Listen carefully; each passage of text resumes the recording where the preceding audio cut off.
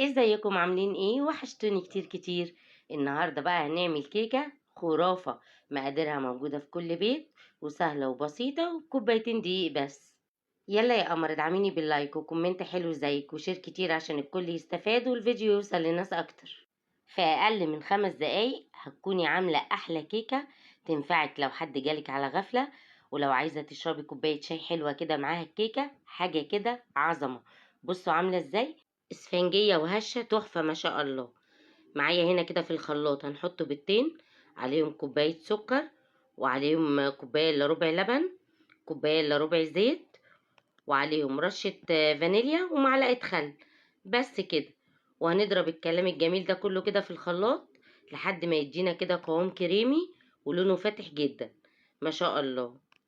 اهم حاجة لازم الخليط ده يتضرب كويس جدا عشان نحصل على نتيجة كويسة. وبعد كده هيكون معانا بولة هنحط فيها كوبايتين دقيق منخولين كويس، وعليهم باكت بيكنج باودر ورشة ملح. ويا ريت تنخلي الدقيق مرتين عشان لو نخلت الدقيق مرتين الكيكة بتبقى هشة اكتر وبتعلى اكتر.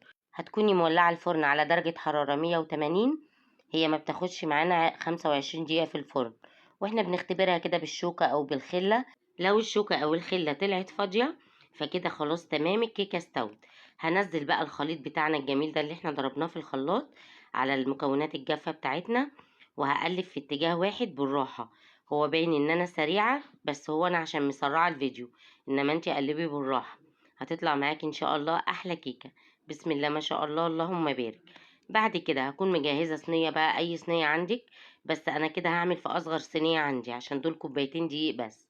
هدهنها كده دهنة بالزيت وهفرشها كده فيها، وبعد كده هرش عليها رشة دقيق عشان خاطر الكيكة بتاعتنا ما تلزقش. وبعدين هنزل بقى بالخليط بتاعنا. بصوا كده، هنرش كده بالدقيق وبعدين هنفرد الدقيق كده في قلب الصينية، وبعدين هننزل بالخليط بتاعنا بقى. طبعا الفرن بتاعنا سخن عشان احنا مولعينه من قبل ما نشتغل في الكيكة. هنسوي بقى اطراف الكيكة ونسويها كده في قلب الصينية. لو معاكي صينيه ألمونيا ممكن عادي تخبطيها على الرخامه، انما طبعا اوعي تخبطي الصينيه الازاز. يعني حاولي بقدر الامكان كده ان انت تخبطي بالراحه. وهنا كده كانت طلعت معايا الصينيه من الفرن. بسم الله ما شاء الله اللهم بارك. بصوا تحفه ولونها تحفه، وعايزه اقول لكم ان طعمها خطير. يا ريت لو عجبكم الفيديو تقولي لي رايكم في التعليقات، ولو اول مره تشوفوني يا ريت تقولوا لي بتتابعوني منين عشان حقيقي انا بتشرف بيكم. ايه رأيكم بقى؟ بصوا بسم الله ما شاء الله اللهم بارك.